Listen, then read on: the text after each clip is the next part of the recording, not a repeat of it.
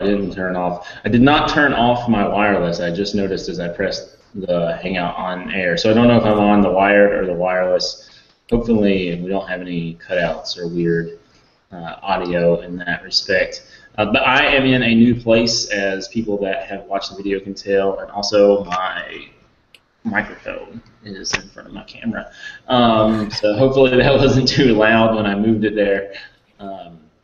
But yeah, so we'll see how the acoustics go, how if the AC cuts on, how that's going to work, and whether Marvin bothers me, but that's no different than in Baltimore, whether Marvin bothers me or not. So it's been a crazy morning, but we already discussed, or a crazy last 20 minutes, I guess, but we already discussed how we're not going to discuss that, so I'm not going to discuss that anymore. One thing I did want to briefly mention that I didn't really prep you on is we just started with the Back to Lawcast, not we, meaning you and I, me and Thomas Giannini, and we started at the beginning doing a basically putting in a sponsor section where we would have if we did have sponsors, like sort of a proof of concept, sort of getting people used to that, getting some feedback. Now we did for a little bit the Amazon affiliate link. I don't know if we're gonna. There was because Jeff has his own Amazon affiliate, so he wants to do some stuff with that. So I don't know if we're gonna bring that back or how that's all gonna work, but we can also do sponsors. And one of the things that a couple of different shows that I have either listened to in the past or currently listen to, they don't do drink sponsors, but they talk about what they're drinking. They either have a beer of the week or, well, it was a beer of the week on Linux Outlaws, and it was just one of the guys who did it. And the guys at the Filibuster podcast, which is a DC United podcast, it's not actually a podcast about filibustering. Although they talk a lot about goats, and so you might think that would be something that you would do during a filibuster. So maybe the name is not too bad. And of course, it's a DC podcast, and for most people, they will know that that is the capital of the U.S. And occasionally, people filibuster. And if people from around the world are not. I don't know that that's a word that is used outside of the U.S. I don't really know. Filibuster. I don't know. It would have to be something that would be, I guess, a part of their government or parliament or Congress or whatever they have. So if they don't have a platform to perform a filibuster, then I would assume it's not even a word. Yeah, I mean, Roman senators, of course, could like speak in the chamber and such, but I don't know if they had procedural ways to tell people to shut up. And a lot of the law in Europe is civil law, which comes from civilis. So it's a direct descendant from Roman law, unlike our law. But I don't know, like that's like, the actual laws. I don't know if their processes are still, go back to the Roman Empire. But anyway, all that is a long way of saying that I'm going to use the same drink, and we turned off all my glowing light, but I think we're still good. Now I cut it off mostly for the move, but we should still be able to see the secondary label, if not their main label. You can see that I've chopped up here. But and so this is the coffee bean and tea leaf. I got it at Costco,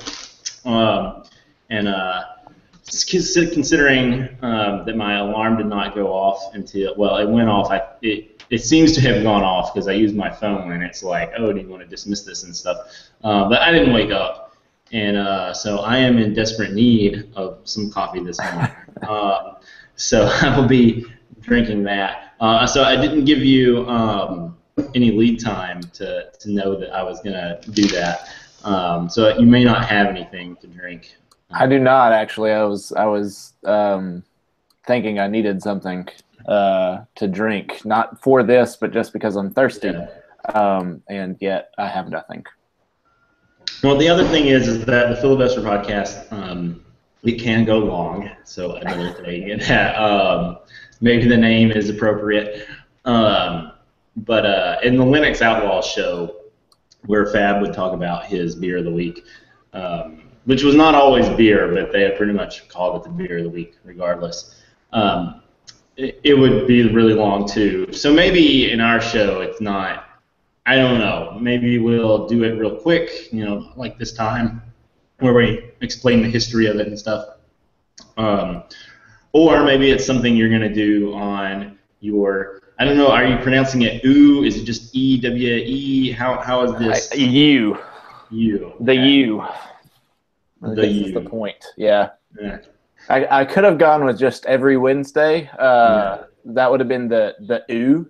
Yeah. Which I guess kind of has like a almost Scandinavian sound to it, or Scottish maybe, Northern European in some way, which could be cool in its own sense, but the connotation of just the letters E and W together to mean ooh, that's nasty. I just thought, we probably want to change that up.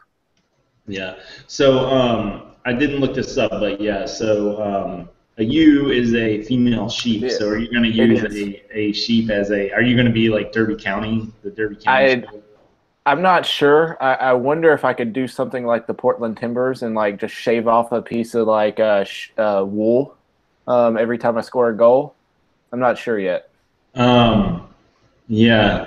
How many goals now? How are you going to score goals in your podcast? I don't know.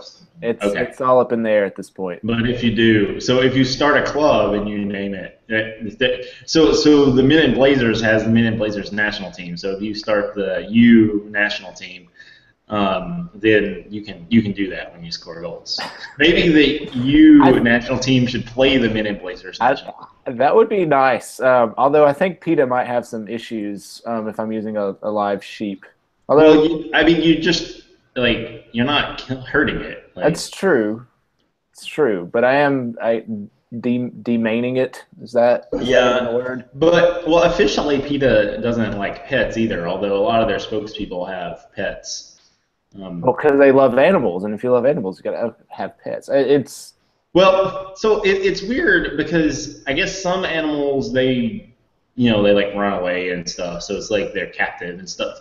Like Marvin, jerk though he is sometimes, he's pretty good right now though. I don't know where he's at. Well, he's being good to me. I don't know what he's doing in another room. But he is like, so some of our listeners, very few of them, and you, Evan, will know, but Kazi, he likes to go outside. And that's pretty typical. Cats, like to run around and stuff. And I guess Kazi's pretty good about coming back in. But like Marvin, he gets scared. He does not want to see the outside. I guess it's because we live in a city and there's cars and stuff, but there's a tree right over that way. But yeah, he totally in Baltimore and here we set him up, and we thought maybe in Baltimore because we were on ground level, maybe the people that were walking by were right there, and he thought somebody was gonna snatch him or something. But here, we're still on the first level, but it's raised. It's not super raised, but it's a little higher than ground level. And he doesn't even really like the living room at all because it's right by a road. He hangs out there and there's some, but it may be as he gets used to it. Animals when they get moved, especially this was not a short trip for Marvin, wasn't moving across town. He just yesterday started to be sort of normal, and who knows, maybe it would have been sooner, except for July 4th. And for some reason, we had people shooting off fireworks on July 3rd and on July 5th, which if it had happened right after the women's national team won, then I would have sort of made connections. But it was later than that. I don't really know. But that is one thing that I wanted to talk about, of course, that the U.S. women are once again world champs. So Tim Vickery and I both agree that the Olympics are basically the world championships for the women's too. They have back-to-back years of world championships.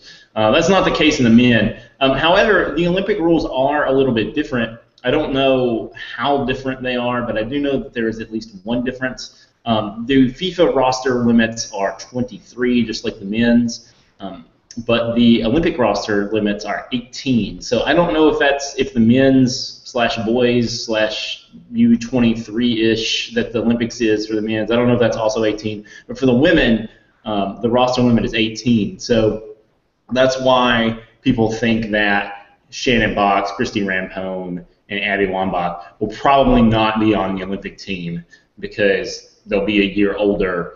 And, well, Shannon Box didn't – I don't think she played in the tournament this year, but Christy Rampone played a little bit. She played in the final game, and she had played 10 minutes before that. Abby Wambach certainly played. She missed a penalty in one of the games, for example. But – people think that they're not going to make it. And, who knows if there's injuries, maybe certainly Abby Wambach might be on that team. Supposedly she is, quite the locker room player. So we have like a billion things to talk about, and we spent a bunch of time talking about stupid stuff that I probably shouldn't have talked about. But do you want to talk more about the Women's World Cup? We talked a little bit about it in our last show. We obviously didn't talk about the final because that hadn't happened. We should say that it was a rematch not only of the last FIFA World Cup final, but also the last Olympic final in 2012. So, this was sort of billed as the revenge game, but I think it was more a revenge game for Japan at this point. I don't know, because the U.S. sort of got their revenge in the 2012 Olympic Gold Cup or Olympic Gold final. Yeah, I don't know. It did still seem like, especially with all of the, you can call it propaganda, if you will, but the media and all of the coverage from the players, it sounded like a thing of revenge. Like the World Cup was different than the gold medal game. I mean, it is still the World Cup. I know that the gold medal match is just about as big for women's soccer, but I think for like the rest of the world who've been following the men's game mostly, the World Cup has the name, so that's what people associate as the greatest cup, I guess. And so also that this team hadn't won a World Cup. These players hadn't. So for the chance to kind of redeem themselves. Most of them had not. So Kristen Rampone actually was on that 99. She was on the 99? Yeah. Okay. I thought all of them had retired by now. I didn't know there was No, she's 40 years old, and she was when she played in her first game this tournament, she became the oldest player, at least in the women's, to have played. And then she played in the final game as well. And it wasn't until last winter that she lost her starting spot. Now, I don't know if that means winter 2015 or winter 2014, but regardless, that's pretty old to be holding down a starting spot on, a top 2 ranked team in the world, and certainly after beating Germany and then beating Japan, they won't go up to, being the number 1 team in the world. But so yeah, I mean that's pretty incredible. I don't think there's any players that are 40 on the men's German national team, for example. No, they're pretty young. Probably Klose. Klose's pretty old, but I think he's retired now. How old was he the last World Cup he played in? He was he was still in his 30s. Yeah. So I made a Freudian slip. I guess technically it's not about like weird sex stuff, so it's not Freudian in that way. But I did say the Gold Cup instead of the gold medal game, and that is starting today for the U.S. For the men's. So the other things that are happening is UCL qualification has started, and the Copa America happened. Chile are Copa America champions. It was in Chile. Chile had never won it, and they have what many consider to be their best team, so they had a lot of pressure to win it. They overcame that pressure, and they did finally win it. That is all the Copa America coverage you're going to get, and all of, for now, the UCL qualification. The big teams, and when I say big teams, I even mean teams like Malmo, have not yet started qualification. That'll happen in a later round. But the Gold Cup, we do want to talk about briefly. Do you know why that the successful coach Pinto that took Costa Rica into extra time with Netherlands? Costa Rica this summer or last summer during the Men's World Cup. Do you know why he went to Honduras? That seems like a backwards move to me. I don't No. I remember hearing something about it, but honestly, I have no idea right now. The only thing I could think of, see, I don't know the guy, is where's he from? I mean, if he's clearly probably not from Costa Rica, I doubt that He's highly. Colombian. He's Colombian. Yeah, and he's coached in Peru before, but so I don't think he has any connections to Honduras. But I didn't look at all the clubs he had coached that closely. Um, I don't know if there was pressure from with South American and Central American teams, more South American than Central American. I don't know the inner workings, but I know that crazy things do happen. So I don't know if he felt pressure or not. I mean, the World Football Phone-In was talking about how now this was Turkey, so other part of the world, but crazy things like this. One teammate pulled a gun out on another, and I'm just like, okay, that kind of ruins team chemistry. Yeah, this was a national team. Right, and that was the Turkish national team. Right. So I don't know if anything like that happened. I don't know if like the higher ups wanted him to play somebody and he didn't want to, and so that just sent him, off the edge, and he wanted to leave. I don't know. And I mean, Honduras isn't a country you would think would be spending a lot of money. I mean, money would be one potentially. I mean, it seems like a potentially backwards move there. The stability of the countries in Central America, Nicaragua and Guatemala, they're not always the best. But Costa Rica is one of the probably, I mean, almost certainly the most stable in the region. So it doesn't make a lot of sense to me from that perspective. But yeah, maybe there's some meddling from the FA. I just don't know. And I mean, I'm sure people can find out, some commentary on that. But like I said, I looked in the show notes. I looked a little bit, and the articles were in Spanish, and I was just like, we have way too much to talk about for me to spend time trying to figure this out. So, U.S. goes into this game as a favorite. They go into the Gold Cup. I'm confusing them. I finished my coffee. It's empty. I should have made some more. Well, I will make some more after we're done. But the U.S. beat Germany in Europe and the Dutch in Europe. I assume both in the Netherlands and in Germany, but who knows? Sometimes these things happen in different places sometimes. But Clint Dempsey was stripped of his captaincy. I don't know if that was like a one-time thing or if Michael Bradley is like the new captain. The reason for this is because Clint Dempsey had a temper tantrum during a U.S. Open Cup game and ripped up the official's notebook. And it did look like a pretty terrible call that he was frustrated about.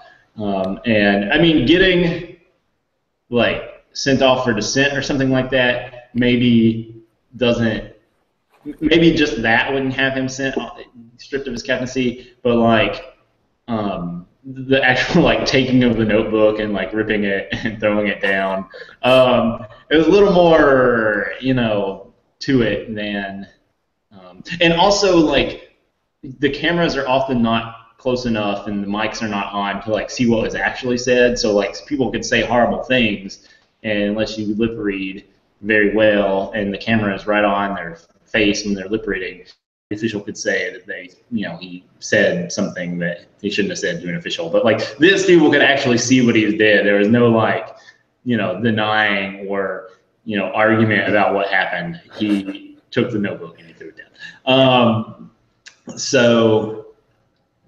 I say good on Jurgen. You can't be doing that kind of stuff. There's enough. I mean, officials have a tough enough job. And, okay, we didn't talk about this, but the officiating during the Women's World Cup was not always the best. I mean, at least in the Germany game, it seemed to help the U.S.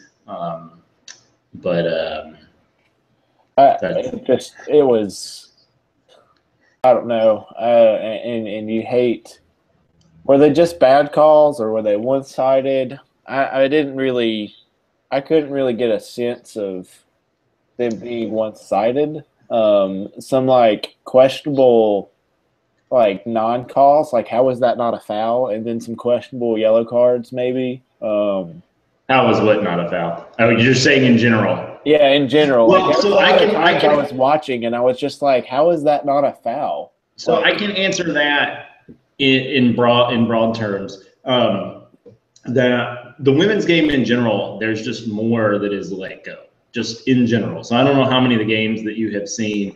Now I've talked to Wendy about why this might be, and my guess is that it has to do with injuries. Now, whether or not that's just because the players are slower and lighter, so that the impacts are not as great, or if it's because the men play more games and so they just are more likely to, just succumb to injuries because they have more tired legs, or maybe like there's some sort of like testosterone or estrogen does something to tendons, because you don't. I mean, you do see injuries in the women's game, but like,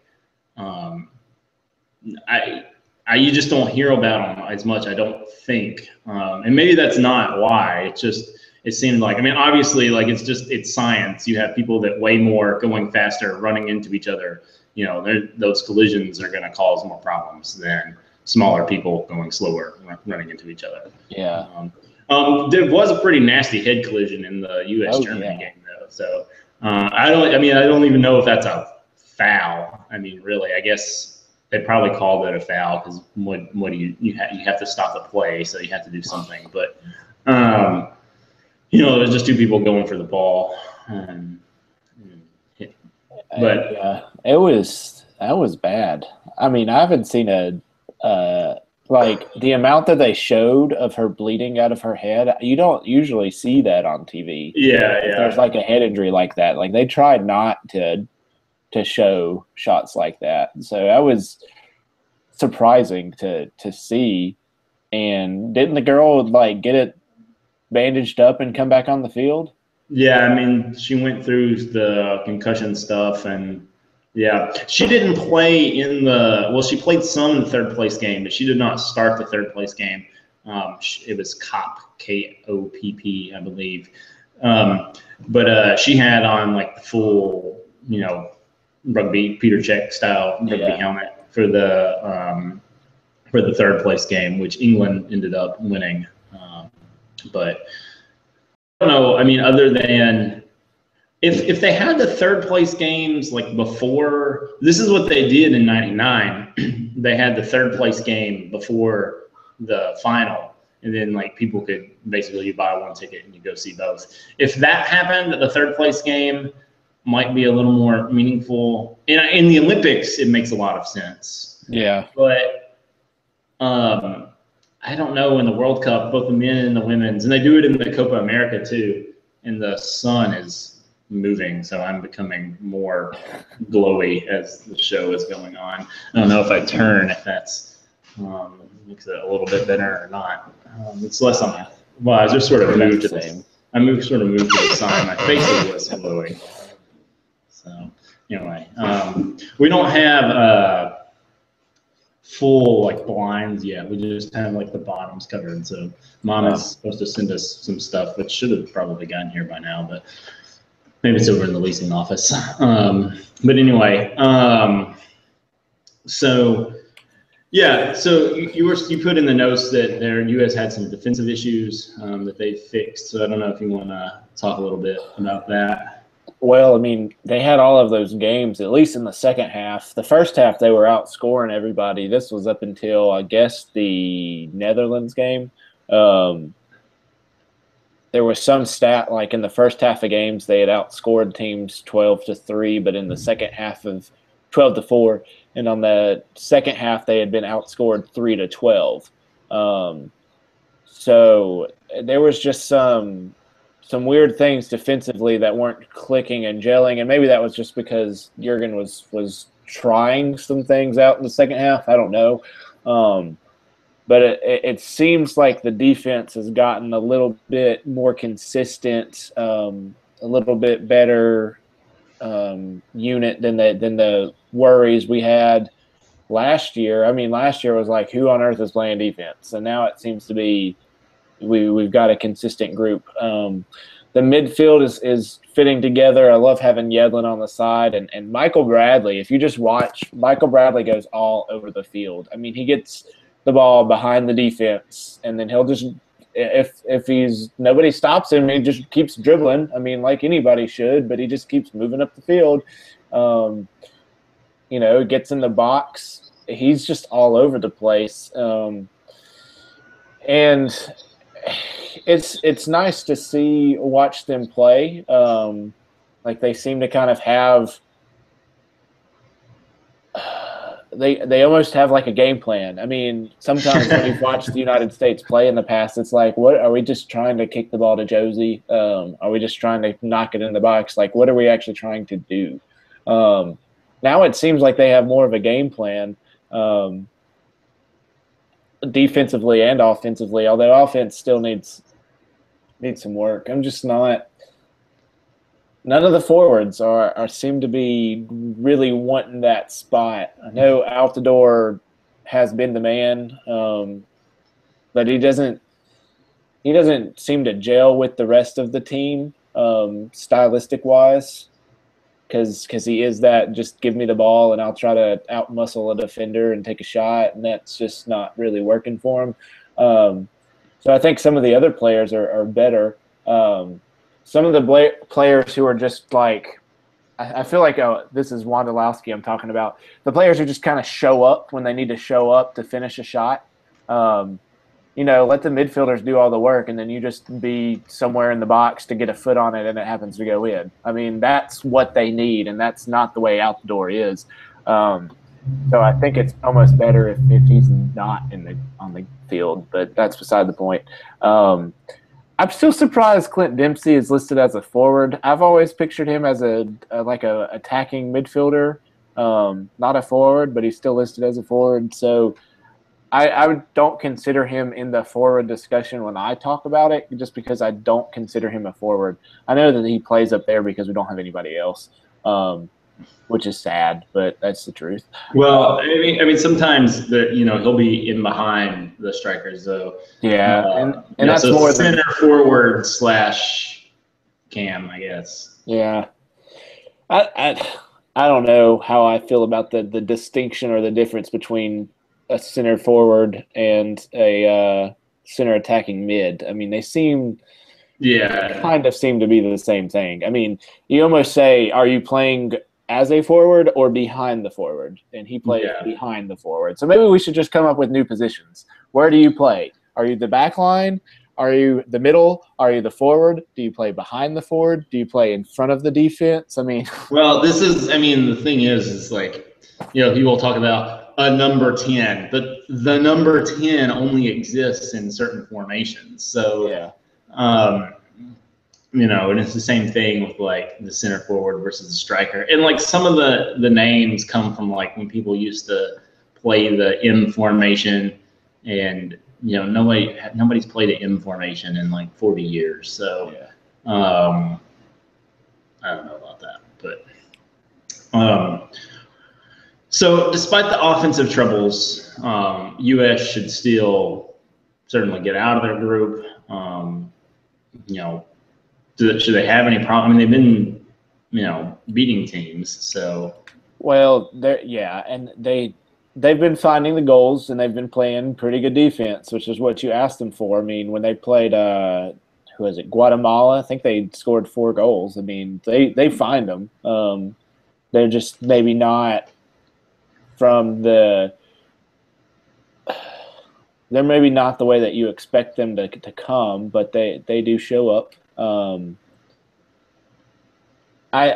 Defensively, I don't think they have an issue. They're not playing in Central America. They're playing in the United States, so you don't have altitude issue. You do have traveling issues, but everybody's got to deal with that. I mean, it's not like you're playing in Mexico City, thousands of feet in the air.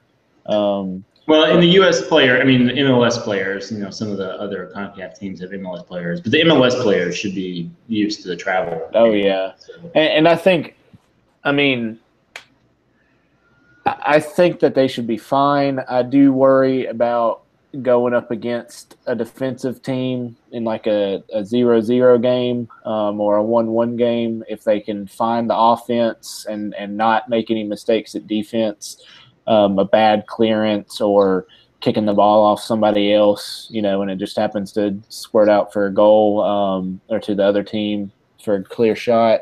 I mean, I don't think that they're super dominant scoring. I don't think that they're super dominant, and therefore their lack of scoring might mean that they could lose a game once they get to knockout. Yeah. But they should definitely get out of this group. And playing in America, I couldn't see anybody other than Mexico beating them. Mexico has problems. Well, you made a note that they, didn't do too well in the Copa America, but at least what Tim Vickery seemed to say is that they sent a B team to the Copa. Well, right, but they have injury issues aside from that as well. So, I mean, who knows? They're only going to play Mexico in a knockout round. So, and that's if Mexico. I mean, that's if Mexico makes it, which they didn't. They didn't last time. I mean, they made it out of the group, but they lost to Panama. Final. So the whole thing is set up so that U.S. and Mexico play in the final. I mean, that's the idea. That does get the biggest draw, and that's what that's what the marketers want, and that's why CONCACAF is in so much trouble.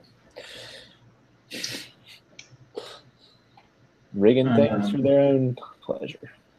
So all I wrote, I was trying to figure out what I had written about the Copa. All I wrote in the notes, it looks like, is Mexico has some issues. maybe I took that as yeah. So they didn't play well in the Copa America, but I was mostly referring to the injury situation, which it wasn't clear from that. So Chicharito is injured, for example, and then they have another one of their big name players that's injured. So. So we will talk about the U.S.-Haiti match on Friday morning, July 10th. So if you're watching this later, it's July 7th at the moment. So you are going to be doing your first U show tomorrow, correct? That is correct. Okay. So I don't know do you have plans on what you're going to talk about, or are you just going to see what happens? I wasn't sure for tomorrow. I had plans for the next two. Tomorrow, I could do one of the things that I was planning to do one of the other 2 weeks if nothing really comes. I was just going to maybe do some just more discussion on what's going on in the sports world. Just kind of a more global picture, start off just to see how things go. And then the next 2 weeks, I've got something that I'm more interested in, which is Liverpool. And then I've got something which more people would be interested in, which is just USA basketball as a whole. This is from the college picture, professional picture, youth, just to kind of, get a discussion out there. What needs to be fixed, if anything, what it would look like if we did things differently. So that's going to be 1 week. So I could do that tomorrow. I'm still trying to see. I think I'll just do more of a global sports tomorrow, though. Right. And speaking of doing things differently, on July 9th, we're actually going to have, I think, our first guest that I don't actually know personally. I've never met Ted Westervelt in person, although we've spoken on Twitter for years. He is the leading promotion relegation proponent, and a lot of people think that he's crazy. And he does say a lot of things that are provocative. I will give him that. So that should be fun. But his site is soccerreform.us if you want to get some backstory if you want to watch that interview live. So we'll talk about that on July 9th. I'm sure we'll talk about the Gold Cup, MLS, and probably the women's game as well during that promotion relegation discussion. And of course, promotion and relegation is not limited just to soccer. So And a lot of the reason the MLS does the things that it does is because of the way U.S. sports goes in other sports. So we may end up talking a little bit about some of those, things that you might end up talking about with USA basketball as well. So that will be on July 9th. That is Thursday. And then Friday, like I said, we will review the Honduras-U.S. match in the Gold Cup, and then we will preview both the Haiti-U.S. match and the Panama-U.S. match, the group stage matches, because we won't have another show before the end of before Monday when the last group stage game is, because you are working a camp next week, correct? Correct. Yeah, so I don't know if you want to say anything about that, or just leave it at, hey, you're working at camp. Yeah, just a local soccer camp, kind of helping organize it and run it. So it's an inaugural event. Could be something I do every year. Could grow. Hopefully, we'll have about 40 players, guys and girls. Basically, the boys team and the girls team from the high school and some of the middle school players in the area. So this is Chase High School, or okay, at Chase High School. I guess of course, for our monetary purposes and for the area, you hope that you have people from like East and RS who would eventually come. But those being your rival schools, you don't really want to help train them. So you kind of got a what's the word I'm looking for? A conflict of interest there. Yeah. So, if it stays like it is, it'll only be tops probably around 50 people if we keep doing it every year. Yeah, so maybe that's something you'll hear more about in future shows, and especially next year, potentially getting some people there. So, but for now, this has been the Free Culture Sports Show. You'll hear a lot from us the rest of the week. Thanks for watching.